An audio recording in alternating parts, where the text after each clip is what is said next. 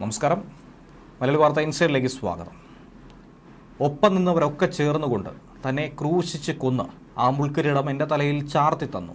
ഏറ്റവും ഒടുവിൽ ഈ പുണ്യദിനത്തിൽ തന്നെ എല്ലാ കാര്യങ്ങളും ഏറ്റുപറഞ്ഞുകൊണ്ട് സമൂഹമാധ്യമത്തിൽ ഒരു വീഡിയോ പങ്കുവച്ചിരിക്കുകയാണ്. കണ്ണൂർ മുൻ ADM നവീൻ ബാബുവിൻ്റെ മരണത്തിൽ അന്വേഷണത്തിലെ ഏക പ്രതി കൂടിയായിട്ടുള്ള കണ്ണൂർ ജില്ലാ പഞ്ചായത്ത് മുൻ പ്രസിഡന്റ് PP ദിവ്യ ഈസ്റ്റർ ആശംസകൾ പങ്കുവച്ചുകൊണ്ട് യൂട്യൂബിലൂടെയാണ് ഈ പുതിയ വീഡിയോ ദിവ്യ ഷെയർ ചെയ്തിരിക്കുന്നത്. നിരവധി ആളുകൾ ഇത് കണ്ട് വളരെയധികം ശക്തമായി തന്നെ ഇതിന് പ്രതികരണവും കുറിച്ചിട്ടുണ്ട്. പാപം ചെയ്യാത്തവർ കല്ലെറിയട്ടെ എന്നാണ് വീഡിയോയ്ക്ക് ടൈറ്റിലായി നൽകിയിരിക്കുന്നത്. PP ദിവ്യ അതിലൂടെ പറഞ്ഞിരിക്കുന്നത് തൻ്റെ ജീവിതാനുഭവങ്ങളും യേശു ക്രിസ്തു അഭിമുഖീകരിക്കേണ്ടി വന്ന പീഡാനുഭവങ്ങൾ എങ്ങനെ തൻ്റെ ജീവിതത്തിൽ അതേപടി മാറിയിരിക്കുന്നു എന്നുള്ളതാണ്. അങ്ങനെ വലിയ തോതിൽ പുണ്യവതിയായി PP ദിവ്യ മാറേണ്ടതില്ല എന്നുള്ള ശക്തമായ വിമർശനങ്ങൾ കമൻറ്റുകളിലൂടെ തന്നെ വായിച്ചെടുക്കാവുന്നതാണ്. PP ദിവ്യയുടെ ആ വാക്കുകൾ. എല്ലാവർക്കും നമസ്കാരം. ഈസ്റ്റർ ആശംസകൾ. പെസഹ വ്യാഴം, ദുഃഖവെള്ളി, ഈസ്റ്റർ ഇത് നമുക്ക് ചില സന്ദേശങ്ങൾ നൽകുന്നുണ്ട്. ഈസ്റ്റർ നമ്മെ ഓർമ്മിപ്പിക്കുന്ന ലളിതമായ സത്യം തിന്മയുടെ മേൽ അവസാനത്തെ ജയം നന്മയ്ക്കായിരിക്കുമെന്നുള്ളതാണ്. നിസ്വാർത്ഥരായ മനുഷ്യർക്കായി ചോദ്യങ്ങൾ ഉയർത്തിയതിനാലാണ് യേശുവിന് കുരിശുമരണം വിധിക്കപ്പെട്ടത്. വാക്കിലോ പ്രവൃത്തിയിലോ മനോഭാവത്തിലോ തെറ്റൊന്നും ചെയ്യാത്തവനായിരുന്നു യേശു. എല്ലാവരുടെയും നന്മ മാത്രം ആഗ്രഹിച്ചവൻ. നെറുകേട് കണ്ടാൽ ചാട്ടവാറെടുത്ത നീതിമാനായിരുന്നു അദ്ദേഹം. പാപം ചെയ്യാത്തവർ കല്ലെറിയട്ടെ എന്ന് ഉറക്കെ പറഞ്ഞ മനുഷ്യസ്നേഹി. എന്നിട്ടും മതമേലധ്യക്ഷന്മാരും ഭരണകൂടവും അവനെതിരായി നിന്ന് തെറ്റായ ആരോപണം ഉന്നയിച്ച് ക്രൂശിച്ചു കൊന്നു. ഒപ്പമിരുന്ന് അത്താഴം കഴിച്ചവരായിരുന്നു ഒറ്റിക്കൊടുത്തത്. ഒപ്പം നടന്നവരായിരുന്നു കല്ലെറിഞ്ഞത്. എത്ര സത്യസന്ധമായി ജീവിച്ചാൽ പോലും ആൾക്കൂട്ടം കാര്യമറിയാതെ കല്ലെറിയും. എങ്കിലും നമ്മുടെ ജീവിതം സത്യസന്ധമാണെങ്കിൽ ഇന്നല്ലെങ്കിൽ നാളെ ഏത് പാതാളത്തിലാണെങ്കിലും കുതിച്ചുയർന്ന് ജീവിതത്തിലേക്ക് തിരിച്ചു വരുമെന്ന സന്ദേശമാണ് ഈസ്റ്റർ നൽകുന്നത്. ഇരയുടെ വേദന തിരിച്ചറിയാത്തിടത്തോളം കാലം സമൂഹത്തിൻ്റെ മനസ്സെന്നും വേട്ടക്കാരൻ്റേത് തന്നെയാണ്. നമുക്കൊരു പതനമുണ്ടാകുമ്പോൾ കൂടെ ആരൊക്കെ ഉണ്ടാകുമെന്ന തിരിച്ചറിവും ഈ അവസരത്തിൽ നമുക്ക് പാഠമാകും. മുൾക്കിരീടം അണിയുമ്പോഴും കുരിശിലേറ്റുമ്പോഴും മൂന്നാം നാൾ ഉയർത്തെഴുന്നേൽക്കുമെന്ന് അറിഞ്ഞുകൊണ്ട് തന്നെ വിധി ഏറ്റുവാങ്ങി. നന്മയുടെയും സ്നേഹത്തിൻ്റെയും നായകൻ നമ്മെ പഠിപ്പിക്കുന്നത് നിലപാടുകൾക്ക് മുൾക്കിരീടം അണിയേണ്ടി വന്നാലും കുരിശുമരണം വിധിച്ചാലും ഒരു നാൾ ഉയർത്തെഴുന്നേൽക്കുക തന്നെ ചെയ്യുമെന്നാണ്. വേട്ടയാടപ്പെട്ടവരുടെ ആത്യന്തിക സത്യത്തിൻ്റെ ദിനം വരിക തന്നെ ചെയ്യും.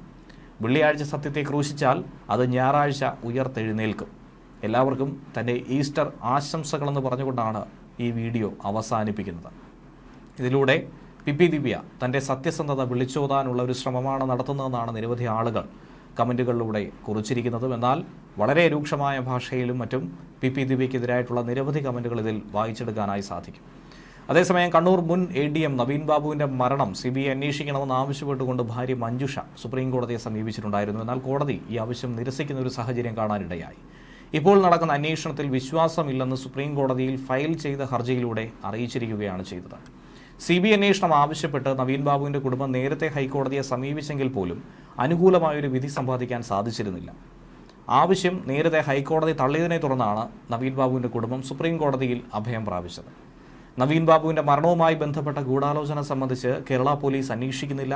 പോലീസ് തയ്യാറാക്കിയ ഇൻക്വസ്റ്റ് റിപ്പോർട്ടും പോസ്റ്റ്മോർട്ടം റിപ്പോർട്ടും തമ്മിൽ ഏറെ വൈരുദ്ധ്യങ്ങളുണ്ട്.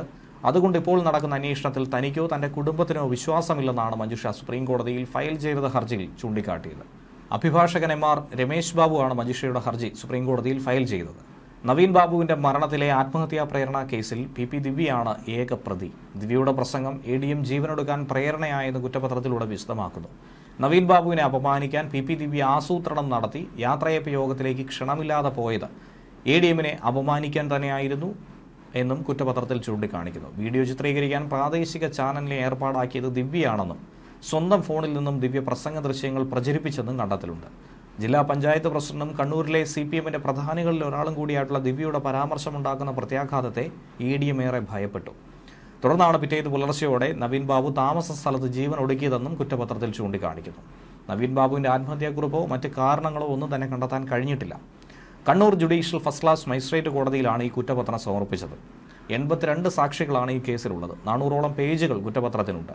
നവീൻ ബാബുവിന്റെ മരണം സംബന്ധിച്ച് പോലീസ് കൊടുത്ത കുറ്റപത്രത്തിൽ വിവാദ പെട്രോൾ പമ്പ് അപേക്ഷകൻ ടി വി പ്രശാന്തന്റെ മൊഴികളിലെ വൈരുദ്ധ്യമോ കൈക്കൂലി ആരോപണത്തിലെ ദുരൂഹതയോ കുറിച്ചൊന്നും തന്നെ പരാമർശിക്കുന്നില്ല. അതിലൊക്കെ മൗനം പാലിച്ചിരുന്നു.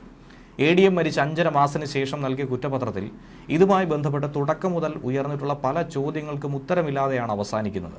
കുറ്റപത്രത്തിലെ കണ്ടെത്തലനുസരിച്ച് PP ദിവ്യ മാത്രം പ്രതി. ആത്മഹത്യാ പ്രേരണാകുറ്റം തെളിയിക്കാൻ ദിവ്യയുടെ പ്രസംഗത്തിന് ആധാരമായ പെട്രോൾ പമ്പ് സംബന്ധിച്ച ദുരൂഹതയൊക്കെ നീക്കേണ്ടതേറെ അനിവാര്യമായ സംഭവമായിട്ട് പോലും അതിനെക്കുറിച്ചും തെല്ലൊന്ന് പരാമർശിക്കാൻ പോലും തയ്യാറാകുന്നില്ല. പ്രശാന്തന്റെ ധനസ്രോതസ്, മുഖ്യമന്ത്രിക്ക് കൊടുത്തെന്ന് പറയുന്ന പരാതിയിൽ പ്രശാന്തന്റെ പേരിലും ഒപ്പിലും സംഭവിച്ച വ്യത്യാസം, മൊഴികളിലെ പൊരുത്തക്കേട് എന്നിവ ഒന്നും തന്നെ അന്വേഷണ പരിധിയിൽ വന്നിട്ടില്ലെന്നാണ് വ്യക്തമാകുന്നത്. CPM സംസ്ഥാന കമ്മിറ്റി അംഗം ബിജു കണ്ടക്കി തന്റെ അച്ഛന്റെ അനുജന്റെ മകനും ജില്ലാ സെക്രട്ടേറിയറ്റ് അംഗം PV ഗോപിനാഥ് അച്ഛന്റെ പെങ്ങളുടെ മകനുമാണെന്ന് പ്രശാന്ത് തന്നെ മൊഴിയിൽ പറഞ്ഞിട്ടുണ്ട്. എന്നാൽ പെട്രോൾ പമ്പിന് അപേക്ഷ കൊടുത്ത കാര്യം ഈ 2 പേരോടും പറഞ്ഞിട്ടില്ല. ADMന്റെ മരണത്തെ തുടർന്നാണ് ഇരുവരും ഇക്കാര്യം ചോദിച്ചതെന്നും മൊഴിയിലൂടെ പറയുന്നു. പെട്രോൾ പമ്പിന് NOC കിട്ടിയെന്നും കൈക്കൂലി കൊടുത്തെന്നും പറഞ്ഞപ്പോൾ മുഖ്യമന്ത്രിക്ക് പരാതി കൊടുക്കാൻ ദിവ്യ നിർദ്ദേശിച്ചുവെന്നാണ് മറ്റൊരു ദിവസം കൊടുത്ത മൊഴിയിൽ പറയുന്നത്. ഇതനുസരിച്ച് ഒക്ടോബർ 11 ബിജുവിന് മൊഴി അയച്ചു കൊടുത്തെന്നും പരാതി അയച്ചു കൊടുത്തെന്നും 12 ബിജു മുഖ്യമന്ത്രിക്ക് അത് കൈമാറിയെന്നുമാണ് മൊഴി. ADMനെ മരിച്ച നിലയിൽ കണ്ടെത്തിയത് ഒക്ടോബർ 15 ADMന്റെ മരണശേഷമാണ് ബിജുവിനോട് പെട്രോൾ പമ്പ് അപേക്ഷയെക്കുറിച്ച് പറഞ്ഞു തന്ന മൊഴിക്ക് വിരുദ്ധമാണ് 11 ബിജുവിന് പരാതി അയച്ചു കൊടുത്തു എന്നുള്ള മൊഴി. നവീൻ ബാബുവിന്റെ മരണവുമായി ബന്ധപ്പെട്ട് ഭാര്യ K മഞ്ജുഷ ഹൈക്കോടതിയിൽ ഹാജരാക്കിയ രേഖകളൊക്കെ കുറ്റാരോപിതയായ PP ദിവ്യയ്ക്കും കൈമാറാനുള്ള നിർദ്ദേശം ഹൈക്കോടതി നേരത്തെ നൽകിയിരുന്നു. CBI അന്വേഷണം ആവശ്യപ്പെട്ട് മഞ്ജുഷ ഹർജിക്കൊപ്പം നൽകിയ രേഖകളാണ് അങ്ങനെ കൈമാറേണ്ടത്. സാക്ഷ്യപ്പെടുത്തിയ രേഖകൾ കൈമാറാൻ രജിസ്ട്രിക്ക് ജസ്റ്റിസ് കൗസർ എടപ്പകത്താണ് നിർദ്ദേശം കൊടുത്തത്. ദിവ്യ കൊടുത്ത ഉപഹർജിയിലൂടെയാണ് ഇങ്ങനെയൊരു നടപടി സമ്പാദിച്ചത്. നേരത്തെ കേസിൽ CBI അന്വേഷണം വേണമെന്ന ആവശ്യം ഹൈക്കോടതി സിംഗിൾ ബെഞ്ചും ഡിവിഷൻ ബെഞ്ചും നിരസിച്ചിരുന്നു. നരഹത്യാ സാധ്യത മുൻനിർത്തി നിലവിൽ കേസ് അന്വേഷിക്കുന്ന സംഘം അന്വേഷണം നടത്തുന്നില്ലെന്നും നവീൻ ബാബുവിന്റെ മരണം ആത്മഹത്യയാണെന്ന തീരുമാനത്തിലുമാണ് പ്രത്യേക അന്വേഷണ സംഘമായിട്ടുള്ള SIT മുന്നോട്ട് പോയതെന്നാണ് മഞ്ജുഷയുടെ അപ്പീലിൽ പറഞ്ഞിരുന്നത്. കെട്ടിത്തൂക്കി കൊലപ്പെടുത്തിയതാണോ എന്നത് SIT അന്വേഷിക്കുന്നതേയില്ല. നിലവിലെ അന്വേഷണം തെറ്റായ ദിശയിലാണെന്നും അന്വേഷണം CBI ഏൽപ്പിക്കണമെന്നുമാണ് ഹർജിയിലൂടെ മഞ്ജുഷ ആവശ്യപ്പെട്ടത്. ഫലപ്രദമായ അന്വേഷണം നടത്തുന്നില്ല, പ്രതി ചേർക്കപ്പെട്ട PP ദിവ്യയ്ക്ക് ഉന്നത സ്വാധീനമുണ്ട് എന്നുകൂടി അപ്പീലിൽ ആരോപിച്ചിരുന്നു. വസ്തുതകൾ ശരിയായി വിശകലനം ചെയ്യാതെയാണ് സിംഗിൾ ബെഞ്ച് ഹർജി തള്ളിയതെന്നും അപ്പീലിൽ പറയുന്നു. എന്നാൽ നരഹത്യാ സാധ്യത അടക്കം അന്വേഷിക്കാൻ തയ്യാറാണെന്ന സർക്കാർ വാദം അംഗീകരിച്ചുകൊണ്ട് ജസ്റ്റിസുമാരായിട്ടുള്ള PV സുരേഷ് കുമാർ, ജോബിൻ സെബാസ്റ്റ്യൻ എന്നിവരുടെ ഡിവിഷൻ ബെഞ്ച് ഈ അപ്പീൽ തള്ളുകയായിരുന്നു. ഒക്ടോബർ 15 നവീൻ ബാബുവിനെ പള്ളിക്കുന്നിലെ താമസ സ്ഥലത്ത് തൂങ്ങി മരിച്ച നിലയിൽ കണ്ടെത്തിയത്. News desk Velivartha insight.